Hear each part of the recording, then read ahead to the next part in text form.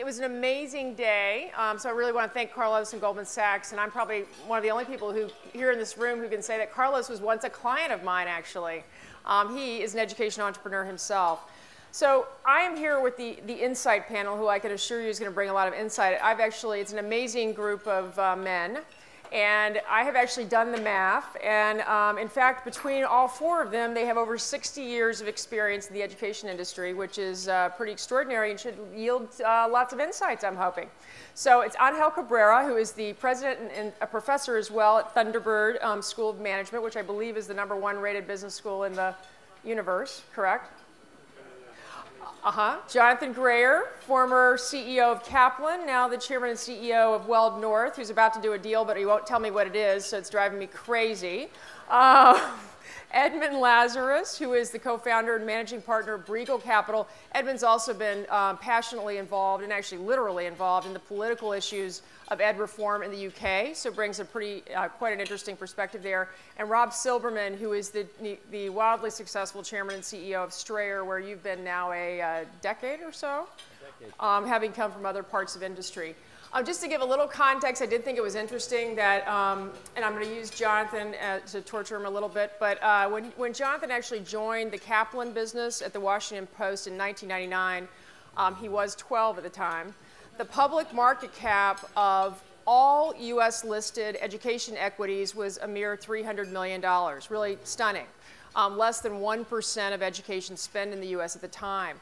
Today, the U.S. listed equities actually total $74 billion, which is a 250-fold increase in 20 years. So I think we can all sit here and say certainly something has happened in the last 20 years. I'm not sure, having listened to everything today, that we all feel like enough has happened, but certainly plenty has happened. So I think it's a very exciting time to be talking about tipping points and radical change and things like that.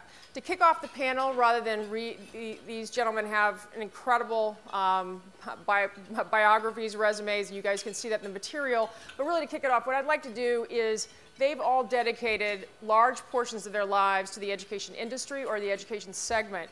And if they could just kind of quickly give a personal anecdote of how, what it is that has hooked you on education, because from what I can tell, it's probably not it wasn't a get-rich-quick theme. So it needs to be, what really got you all, maybe Rob, start with you, hooked on education?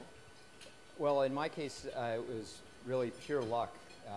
I wasn't looking at the space myself. I was happily running a renewable energy company, and some friends of mine who had spent some time studying the space and from an investment standpoint came to me and asked if I would get involved. But it gave me the opportunity to really, from an outsider's perspective, look at it really fundamentally as a business proposition. Could you put capital to work and get a decent return? What were the barriers to entry? What were the kinds of advantages that various models brought?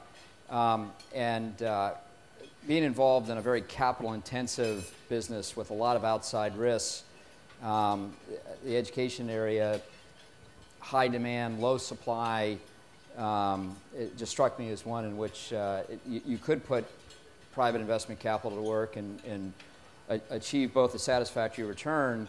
And then the more time I spent at it, the more I saw that the reality of those returns is really based on achieving academic outcomes that were not otherwise being achieved. I mean, it was such high demand and limited supply to try and serve the types of students that we at least were looking at, that it became a very exciting and fulfilling prospect.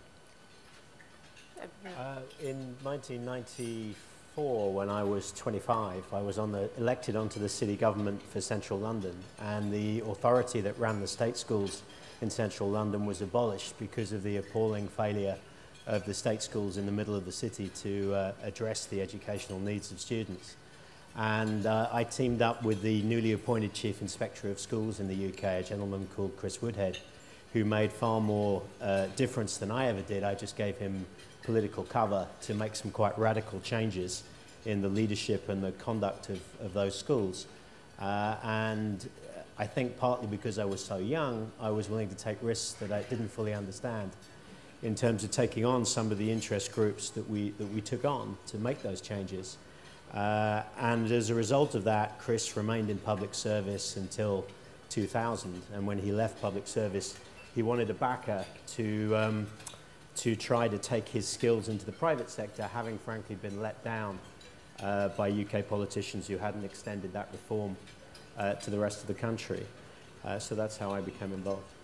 Cool. Jonathan? And in 1991, I was working at Newsweek, and there was an ad recession. I didn't like working there anymore, and I was looking at things to do, and I got a phone call from someone at the Washington Post company who asked me if I had high enough SAT scores to impress Stanley Kaplan. And I said, probably not, I think knowing Stanley a little bit. Luckily, I got through that interview. But I would say that the thing that has attracted me most to the education business is the kinds of people that are attracted to the education business. That it is such a complex service delivery model that you make a product every day and you're evaluated every day, and the kinds of people that thrive in that environment are fun to work with. And that's what's kept me focused in the industry and made it fun for me. Excellent. Angel? I came to the U.S. for the first time as a graduate student. I'm originally from Spain, and I came attracted by the American university that I guess today I learned from all the panelists is in awful shape. In fact, I went back and I got into education in Spain with the hope of actually trying to shape up the system in Spain and trying to bring some of the best practices of what I had experienced here. I tried for several years and I gave up and came back to the United States to run Thunderbird. So I am, I guess, the representative of the old-fashioned, traditional, private, non-for-profit university in crisis. Okay, excellent. And I think we need to get into that a little bit later after I wanted to get so we've had a number of conversations about that. I think the one consensus I think we can all take from today is a lot of material, some of it hopeful, some of it a little less hopeful. But I think the consensus was that we all believe that radical change is needed to move, frankly, student success as the common mission forward. As our insight panel, we heard topics from entrepreneurs and investors to topics around global policy, higher education, K-12, technology, innovation. If I could just get you all, and we can perhaps get a little dialogue too, to give me your takeaway from what you heard today. Were there game-changing companies, themes, regulatory movements, et cetera, that came out of the content today that resonated with you? And were there big ones that you felt were left unsaid that you'd like to raise? And maybe I'll go back and start with you if you don't mind. Sure, I'd be happy to. To me, a theme that I saw throughout all the panels is the theme of innovation and the question of where is change more likely to come from. And of course, we heard different points of view from the sort of the union leader to people representing public school systems, traditional non-for-profits, and then of course the business sector. And I guess if you frame the question of where is change more likely to come from and what is the type of institution that is more likely to deliver on that innovation, I think the answer has to be all of the above. And I think that just framing the discussion in terms of is it going to be from A or B or C is not a very useful way to frame the discussion. Each of these institutions is designed to deliver some part of the solution. And I think that the problems that we run into is when each of these types of institutions is trying to deliver the type of innovation it was never meant to deliver. So for example, government is great at regulating, at establishing sort of a plain field. I'm not sure everybody would agree with that. Well, or should be. Maybe I should revise my tense. Should be great at, right? And non-for-profits are great at things that don't make any money, like conducting research, which is an awful business to be in, or even at running experiments that have very questionable ROI, for example, right? But we're terrible at delivering scale. That's not what non-profit organizations are not designed for that. For-profits are great at delivering scale, at really deploying capital, are taking technologies and reach massive numbers of students. So I think, to me, the theme that came today is probably each of these sectors ought to have a critical analysis of what is it that we can do to solve these massive problems that society is asking us to resolve, and get out of the way for the kinds of things that we're just not designed to accomplish. And Rob is the guy who runs a scaled for-profit on the opposite side of Untitled. Do you agree with that, and do you have another thought on kind of what you heard today? I do think that investor-funded organizations tend to, they lend themselves more easily to amassing resources and making decisions quickly, and that can lead to scale. But scale, we heard a lot today about technology and scale. In my judgment over the last 10 years, one of the things that I've taken from the experiences that we've had is that there is a real risk to scale. And the essence of at least post-secondary education hasn't really changed in my judgment. It's basically an interaction between professors and students. And when you're scaling an organization like ours, if you do it at too high a rate, what happens is you end up hiring faculty without proper vetting or proper seasoning, and that's all you have. I mean, we're essentially an intangible organization. That relationship and that capability has to be nurtured, and so there's limitations to the scale. I think that we're certainly capable of addressing those limitations probably better than an institution that has a sole focus in a particular area. But one thing we're not very good at is research, and nor should we. I mean, it's a very expensive, very low return kind of activity, we're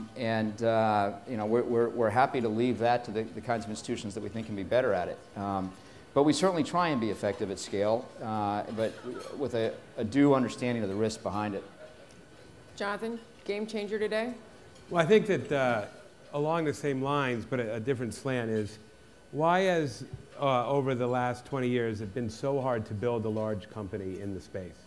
Other than for-profit higher ed, which has its own story, there really hasn't been a large company built. And kind of attendant to that, why do so many promising companies in the education space sell out? Groupon, Living Social, Facebook, these enormous growth companies all had purchase price Microsoft. Yet so many promising curriculum companies, technology companies are selling out in today's marketplace. Why is that? Why don't they want to go it on their own and build a big company like the companies I mentioned? And I think that there are two explanations for that. One, our space has had trouble scaling management and attracting managers who have run big companies before. So the investor base looks at the promising technology, the curriculum, and the promise of the company, and says it's going to be in better hands with someone who is a big company already, and we know who those are, and will pay a big price. And the second is the public market is rewarding only very big companies, so that is not seen as an ultimate exit. And I think that the so what that came out today is still a lack of kind of fortitude or explanation from the investors in this space that they want to build that new company. Now, the first panel, in talking about the future of education, was really hinting at a place where a big company could be, which would be the obliteration of the enrollment model of a teacher with curriculum enabled. That company doesn't exist. Will it be one of the big companies who inherited or a brand new one? Or is that an adaptive learning company? And we heard a lot about adaptive learning. Do you think that's kind of where is that the holy grail? Or in today's environment, adaptive learning, get revenue scale, project big outcomes, and sell for 9 figures.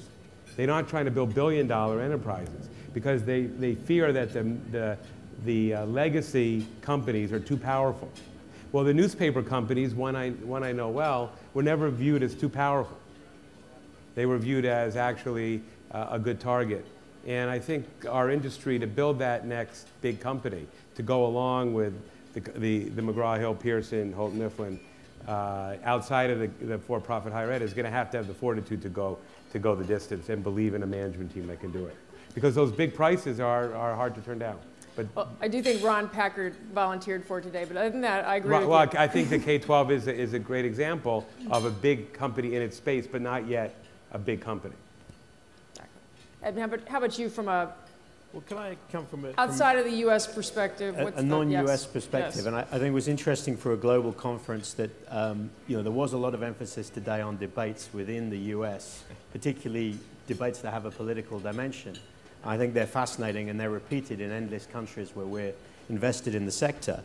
But I think I'm perhaps more optimistic than some of the other members of the panel, in that I think there are three forces or mega trends in the sector which are actually beginning to gather momentum in a way they haven't in the past. And the first is the access of a vast new middle class in Asia and Latin America, and indeed in the Middle East, who want English language education. They want internationally recognized qualifications because they want their children to have access to the global labor market.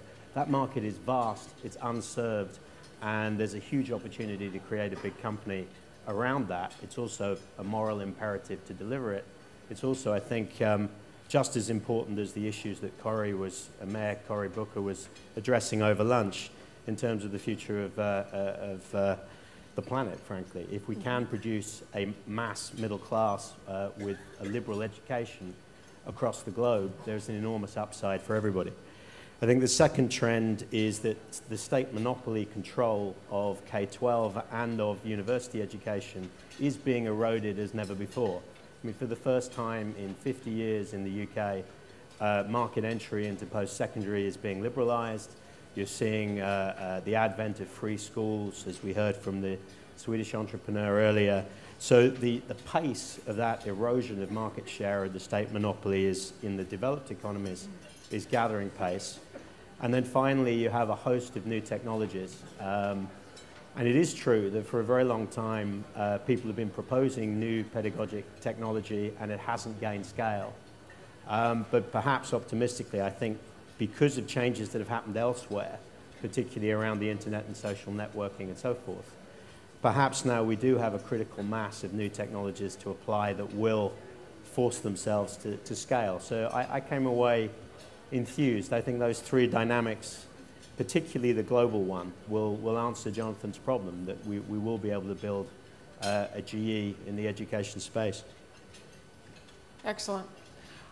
Just to sort of run down a couple of paths that actually came up today, and I think Angel and I had a little conversation around this. This is the whole topic of what I call unholy or holy alliances, which is this whole phenomenon, and Ron Packard from K-12 and John Katzman from Tutor both exemplify these sort of new hybrid relationships that are being developed between for-profit companies and not-for-profit companies. And I think Angel and I were talking about the Middlebury announcement when Ron Packard announced his partnership there, and how the president of Middlebury came out really talking about the unsustainability of the not-for-profit university model, and that how universities needed to move beyond their sort of traditional positions and look for opportunities to generate revenues and capital away from the way they've done it before, which is ever-rising tuitions and alums who give forever and endowments that go up forever, and we all know that that ain't going to happen anymore. So just thoughts on this sort of partnership phenomenon that's going on. Is it going to continue? Is it a global phenomenon? Edmund, I'm not as well-versed outside the U.S. on the topic. I'm just curious, is this a big deal? Should we be seeing a lot more of it? Maybe I'll start with you. I think we should see a lot of these types of initiatives, but the reason why we haven't so far is because all the pressures that the traditional university is under actually push you in the opposite direction. I mean, we're one of the few businesses that you can cite, perhaps the other one being country clubs, and I don't even know if they go that far, where the more willing customers we choose not to serve, the better our reputation is in the industry.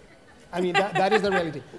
The more capital we have to secure to change one life, that means the more your endowment per head is, the higher your reputation in the industry is. It is absolutely nonsense. So in a way, we have lost, and I'm talking about the traditional institutions, we have lost the sense of mission from one of we exist to change lives, we exist to have an impact, to one of we exist to serve, I don't know, the brand, the exclusivity ambitions of both alumni and faculty.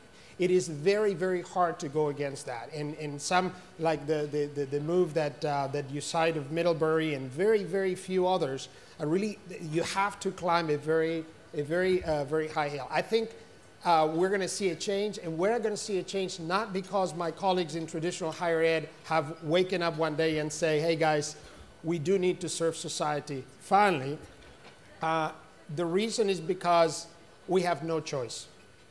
The business model of public universities and traditional non-for-profit universities, in a way, is reaching an end. I mean, how much longer can we continue to push up tuition prices? How much longer can we continue to manage business models that are absolutely inefficient? So the fact of the matter is that those pressures are creating a tipping point. And I think that even though those types of initiatives until now have been the exception rather than the rule, it is about to change.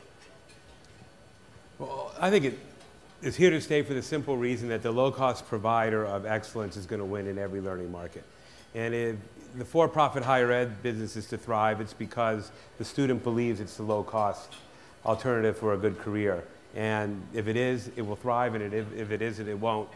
That public universities are partnering with for-profits because they have to, because they can't afford not to. The classroom model in K-12 will only change when the budget isn't there for the same teacher-student ratios. And the models that provide low-cost excellence are going to win. And that's not going to change. It's not a fad. It's a reality of the marginal cost of education in this country has moved out to a place that we can't afford to serve everyone's needs. And that's good for the for-profit industry. But I think the excellence piece is the operative sense. There will be low-cost providers that don't deliver excellent outcomes, and they won't win. But do you think, I mean, so think about it, I mean, this, you know, conversation about riots all over, you know, riots in Greece, riots in California, riots in Wisconsin, you know, about the end of entitlements, and you think about our economy today where, you know, in the 1950s, 20% of the population had a degree, 20% of jobs required a degree. Today it's 30% have a degree, 80% of jobs require a degree. I mean, can we come up with enough solutions to actually, I mean, we're so disconnected on that math.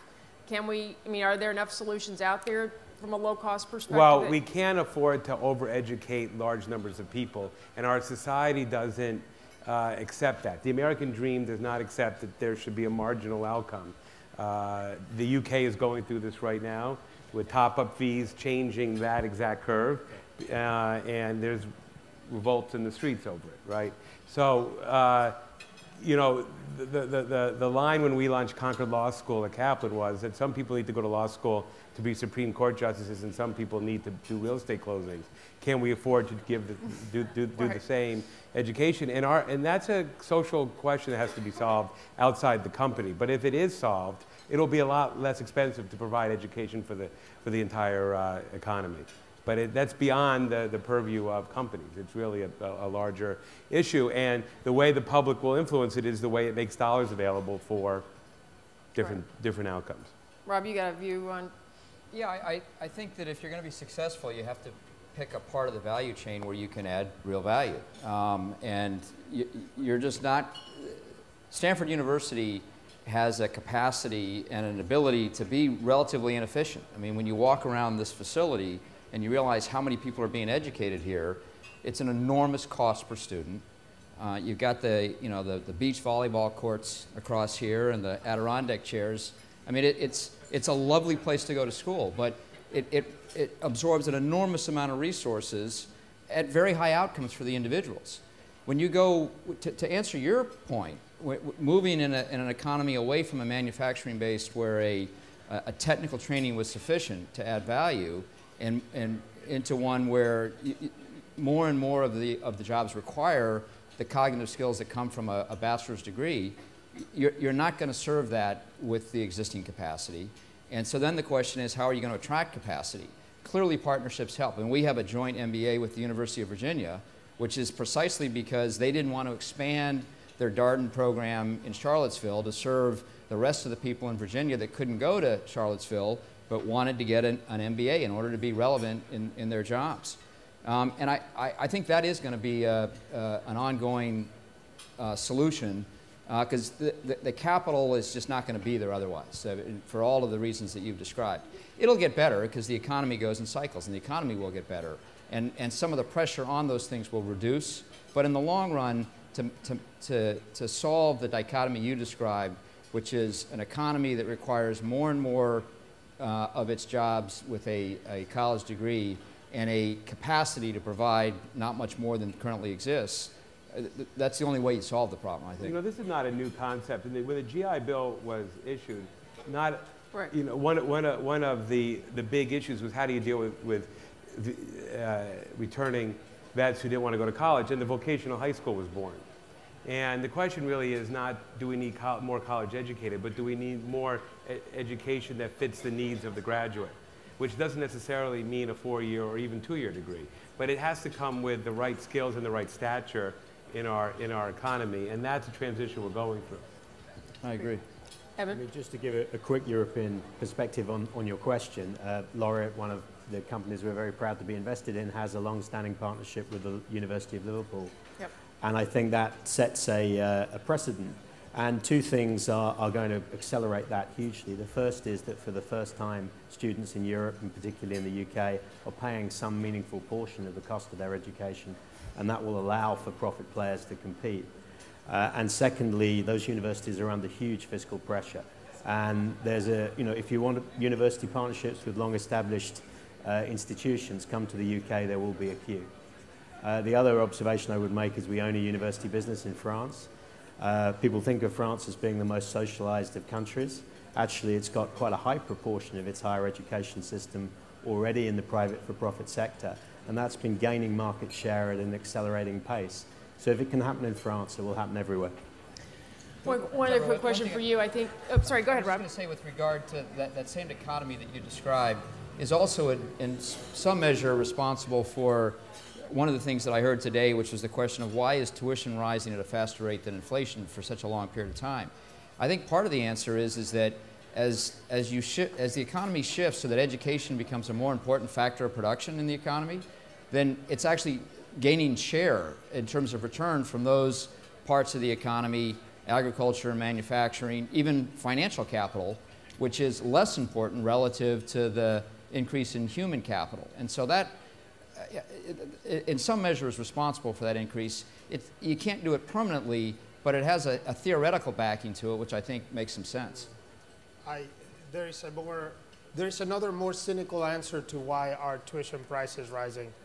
And number one is there is almost a perfect correlation between the amount of federal money that flows into higher ed and the price of tuition.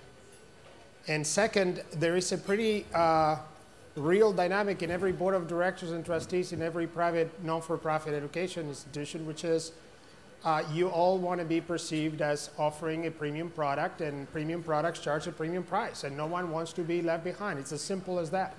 So anyway, but there's another aspect I just wanted to throw, again, given the global nature of the conference, because there's a part of the world where I am afraid that the neither for-profit nor non-profit solutions are hitting. And I got some numbers from the World Bank, and there is a phenomenal correlation between higher education enrollments and per capita GDP. And out of the 20 countries in the world with the lowest higher education enrollment, 18 of them are in sub-Saharan Africa, the other two being Pakistan and Bhutan.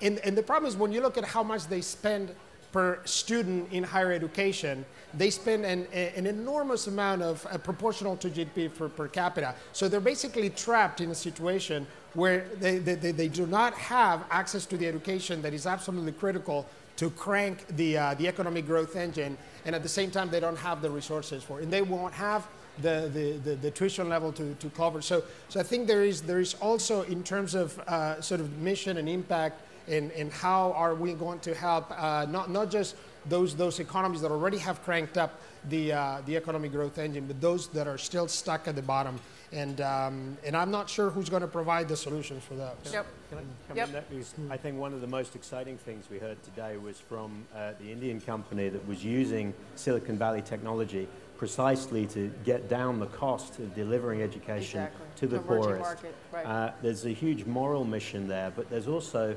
a chance to leapfrog. It's a bit like mobile phones being introduced in Africa before fixed lines were available. There is a chance with foundation funds, possibly with support from the for-profit sector, to address, while at the same time taking some of the risks with the new technology. So I think the new delivery technology and the mission to get higher education to parts of the world where there is no supply is a very interesting challenge for some of the foundations who were speaking earlier and some of the tech companies. Absolutely, and potentially the for-profits. I'm going to take it. We're going to. We'll probably wrap it up quickly. I said we don't sit between you all and the bar, but we do sit between you all and Mike Milken's undoubtedly spectacular speech. So we feel great pressure from that. But just a quick, to kind of bring it back to the myopic U.S., the education industry has been known as a get-rich-slow industry here in the U.S. And I mean, listen, don't get me wrong, getting rich is a good thing no matter what, but it, you know, it has been a 25% compound annual growth of returns for the really good companies like Rob's and like, you know, what Jonathan did at Kaplan and others. As I listened today, there was optimism and then there was obviously concern. Do we think there is a company, did you see a company present this afternoon that could have the kind of explosive value creation that we are seeing in other sectors? The Facebook, I mean, to use all the hackneyed company, the Facebooks, the Twitters, the Groupons. Do any of you have optimism around that kind of a breakout business coming from this sector? It's not going to be us. You heard it here. Do not buy Thunderbird. Well, I would think that, you know, naming a company is not something that I can do, but I will tell you that it was in the first panel where the issues reside for dramatic new value creation. Okay. And in that panel was, you know, the discussion around the complete explosion of the K-12 model as we know it. But what wasn't discussed in that panel was how curriculum can enable a different model. Because it was really tied into how people are managed, and are they managed by organized labor, are they pulled out, and that's not going to go quickly. But once there is a tipping point in how homework and schoolwork are blurred, how self-paced learning can happen between the parent and the teacher, you could see a big company being built. I think that one of the big aspects here is that a big company in the education space is going to be a target if it has margins that are the kind of margins that you've described in companies, and that's really the tension. A big company at scale with big margins will be a target and probably will have a lot of trouble. And that's what makes our industry a difficult industry to grow big. And I will tell you, in a kind of a statement of probably heresy, margins that are too high for sustained periods of time in our industry don't help the growth of our industry. And there is a margin level that is right for a big growth company, and we have to, as owners, think about that. Edmund, any thoughts? The European side? I don't, this is the only area where I'm going to be slightly negative. I think the chances of a killer app, a single technologically driven process to dominate K-12 education or parts of it is quite remote. And I think the reason for that is that there are interactions between people involved in delivering education. I think one of the things that wasn't covered enough today was the peer group interaction, which, while we spend a lot of time on teaching, most of the research suggests that the peer group is as or more important in the outcome. I think there will be a very large company, but it will be more conventional. It will have technology, but it will have campus-based business, and it will have a global reach and an ability to develop teachers and peer group dynamics better than its competitors because of its scale. But I think the chances of a technological killer app, there will be many very successful smaller companies. There won't be one Facebook, in my view. The neighborhoods that I've lived in, 20% was considered explosive growth. So we were. I don't own Groupon either. And I think to the broader point, you're never going to have returns to capital in education which exceed the returns that are earned by the students. That over time they're inextricably linked. It's not sustainable otherwise to the points that Jonathan raised. But to the degree that the returns to students are sustainable, then that will mirror the returns to investors in education. But I do think that there's because I don't think that the technology fundamentally changes what happens in education. It's certainly in the post-secondary area. that the great returns come from immediate scale without real additional cost. And it costs to build a university, and every individual student it costs. And so you're not going to see that kind of thing. I think it, as Edmund says, it's a more linear as opposed to geometric kind of expansion. Okay.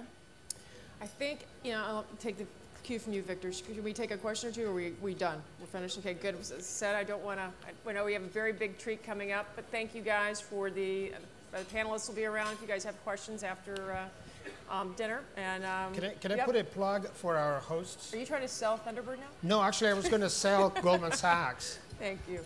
You may have noticed a stand near the entrance of the auditorium with the sign 10,000 women, and we businesses, wasn't it? Well, they're both. There are two programs: 10,000 businesses and 10,000 women. We happen to be partners on the 10,000 women program, and I just want to make everybody aware of the tremendous. I'm not getting paid for this plug, but the tremendous job that these guys are doing in pushing education in the places where market forces are not kicking in, and they've put a tremendous coalition of some of the finest business schools together, each of them partnering with a different emerging market to train some of the highest potential women entrepreneurs in those markets. And I think just the program is spectacular.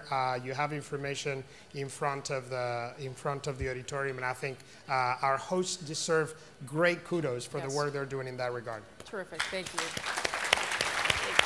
Thanks, guys.